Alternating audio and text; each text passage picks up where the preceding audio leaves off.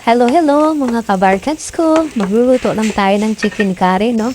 So mag-start na tayo sa pagluto. Ayan, mayroon ng bawang. Then inix na natin yung sibuyas at saka kunting luya lang para wag masyado maanghang. So pagkatapos ilagay na rin natin yung chicken. Then haluin natin. Then pagkatapos lalagay na rin natin yung curry powder. So ayan, nilagyan ko na.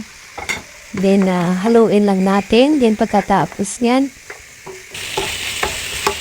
after mga 5 minutes, pwede natin lagyan ng tubig para pampalambot sa manok. So, ayan. Lagyan na natin. And nilagay ko na rin yung coconut. Dalawa yung coconut na yan. So, next ko na rin yung mga potato, carrot, at saka bell pepper. And pagkakulot niyan, ilagay ko na rin yung coconut ulit na isa. So, yun, tapos na siya. So, palintay natin. Lapot na niya.